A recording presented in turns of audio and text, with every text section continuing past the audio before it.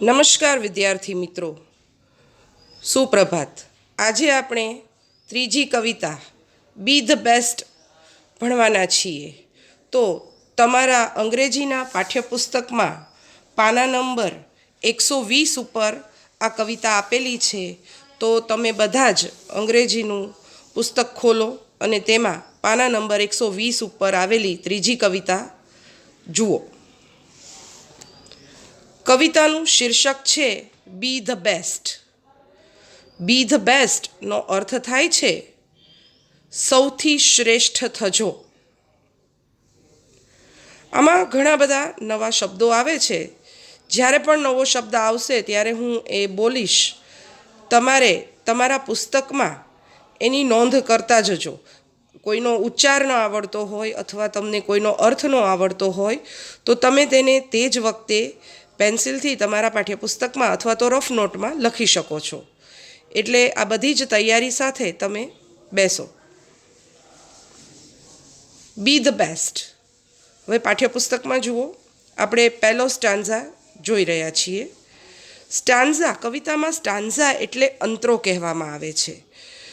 એટલે કે પહેલાં 5 લીટીઓ જે છે એ પહેલો અંતરો છે, પછીની 4 લીટી છે એ બીજો અંતરો. તો અંતરાને અંગ્રેજીમાં સ્ટાન્ઝા કહેવામાં આવે છે. તો પ્રથમ સ્ટાન્ઝા જોઈએ આપણે. બી the best. If you can't be a pine on the top of the hill.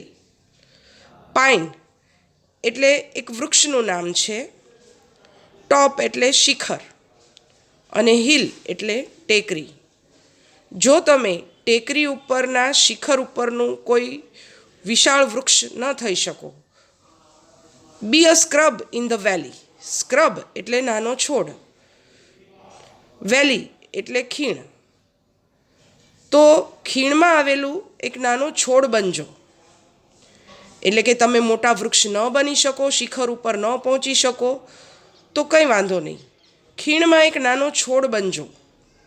But be the best little scrub by the side of the rail. પણ જે કંઈ બનો, એટલે કે નાનો છોડ પણ બનો. રીલ એટલે નાનકડો પ્રવાહ અથવા તમે એને ઝરણું પણ કહી શકો. તો ઝરણાની બાજુનું એક તમે નાનકડો છોડ બનજો, શ્રેષ્ઠ છોડ. Be a bush if you can't be a tree. જો તમે વૃક્ષ ન બની શકો તો નાનો છોડ થજો. તો અહીંયા પ્રથમ અંતરો પૂરો થાય છે. તો કવિ અહીં લોકોને એવી શિખામણ આપવા માંગે છે કે તમે જે કંઈ પણ થાવ પણ શ્રેષ્ઠ થજો. એટલે તમે મોટા ન બની શકો તો કંઈ નહીં, તમે જે છો, તમે જે બન્યા છો એમાં જ તમારું સર્વશ્રેષ્ઠ પ્રદાન કરો, એ સલાહ આપે છે કવિ. હવે આપણે બીજો સ્ટાન્ઝા જોઈએ. તો બીજી 4 લીટીઓ છે. If you can't be a bush, be a bit of the grass. બુશનો અર્થ પણ ઝાડવું અથવા નાનો છોડ થાય છે. એટલે એમ કહેવા માંગે છે કવિ કે જો તમે છોડ ન બની શકો તો ઘાસનું એક તણખલું બનજો. Bit of a grass. Grass એટલે ઘાસ. And some highway happier make. Highway એટલે રાજમાર્ગ, હેપીયર એટલે એને આનંદિત બનાવજો, ખુશ બનાવજો, રળિયામણો બનાવજો.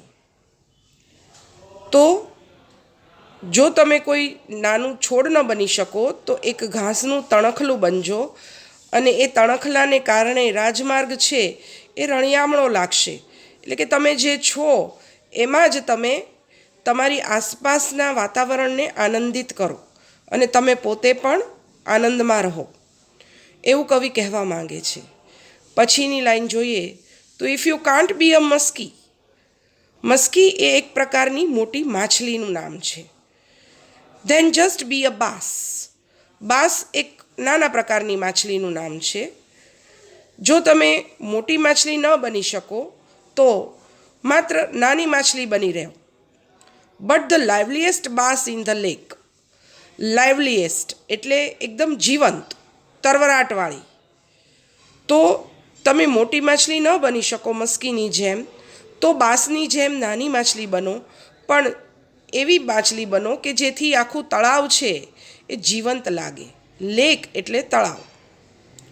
તો તમે જે કંઈ છો એમાં તમે ખુશ થાઓ અને તમારા આસપાસના વાતાવરણને પણ તમે ખુશ કરો. પછીનો સ્ટાન્ઝા જોઈએ, ત્રીજો stanza. We can't all be captains. Captains એટલે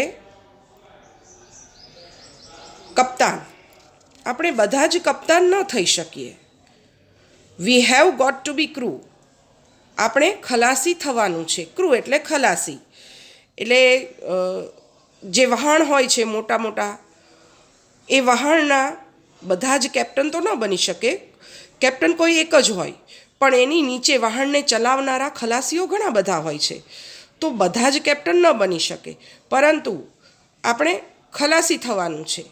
એટલે હોડીને ચલાવનાર ખલાસીનું પણ મહત્ત્વ છે, જે હોડીને આગળ લઈ જાય છે. There is something for all of us here. અહીં સમથિંગ એટલે કંઈક, ઓલ ઓફ અસ એટલે આપણા બધા માટે. અહીં આપણા બધા માટે કંઈક ને કંઈક કામ છે. There is big work to do. Big એટલે મોટું. અહીં ઘણા મોટા કામ પણ કરવા માટે છે. And there is lesser to do. Less એટલે ઓછું અથવા નાનું, અને ઘણા નાના કામ પણ કરવા માટે છે. And the task you must do is the near. Task એટલે કાર્ય, અને જે કંઈ કાર્ય તમે કરો છો તે હમણાં જ કરવાનું છે. નિયર એટલે આમ નજીક થાય, પણ અહીંયા કાર્યના સંદર્ભમાં છે એટલે આપણે એનો અર્થ નજીકના ભવિષ્યમાં અથવા હમણાં જ કરવાનું છે એવો અર્થ લેશું. તો આ સ્ટાન્ઝામાં કવિ એવું કહેવા માંગે છે કે આપણે બધા જ કેપ્ટન ન થઈ શકીએ તો કાંઈ નહીં, ખલાસી બનીશું. આપણા બધા માટે અહીં કંઈ ને કંઈ કામ કરવાનું છે. કોઈ મોટું કામ કરે છે તો કોઈ નાનું કામ કરે છે, પણ જે કંઈ કાર્ય આપણને સોંપાયેલું હોય એ આપણે અત્યારે જ હમણાં જ કરવાનું છે. છેલ્લો સ્ટાન્ઝા જોઈએ. If you can't be a highway. Highway એટલે રાજમાર્ગ. Then just be a trail. Trail એટલે પગદંડી અથવા સાંકડી કેડી. તમે કોઈ રાજમાર્ગ ન બની શકો તો કંઈ નહીં, તમે એક પગદંડી બનજો. If you can't be the sun, be a star. જો તમે સૂર્ય ન બની શકો તો એક તારો થજો. એટલે તમે મોટા માણસ ન બની શકો તો કંઈ નહીં, પણ એક નાના પણ શ્રેષ્ઠ માણસ બનજો, એવું અહીં કવિ કહેવા માંગે છે. આ ઉદાહરણો છે, રૂપક અલંકારો આપી અને કવિ એવું સમજાવવા માંગે છે કે રાજમાર્ગ ન બનો તો પગદંડી બનજો. સૂર્ય ન થઈ શકો, સૂર્ય પોતે પ્રકાશિત છે. જ્યારે તારાઓ છે એ સૂર્યમાંથી પ્રકાશ લઈને પ્રકાશિત થાય છે, તો તારો બનજો. It isn't by size that you win or you fail. તમારા કદ ઉપર આધારિત નથી તમારી જીત અથવા તો તમારી હાર. એટલે તમારો કદ અથવા તો જે આકાર છે એના ઉપર તમારી જીત અથવા તો તમારી હાર આધારિત નથી. બી the best of what ever you are. તમે જે કંઈ છો તેમાં સૌથી શ્રેષ્ઠ થજો. તો આ કવિતા દ્વારા કવિ એવું સમજાવવા માંગે છે કે તમે જે કંઈ પણ છો એ જ તમે, એમાં જ તમે સર્વશ્રેષ્ઠ પુરવાર થાવ, અને તમારી આસપાસ અને તમારું જે કાર્ય છે એમાં તમે એક પૂર્ણ કરી અને આનંદથી જીવન વ્યતીત કરો. આ કવિતાના લેખક છે ડગલસ મેલોક. અસ્તુ. અહીં તમારે તમારો સ્વાધ્યાય અભ્યાસ ઘરકામમાં કરવાનો છે. અસ્તુ.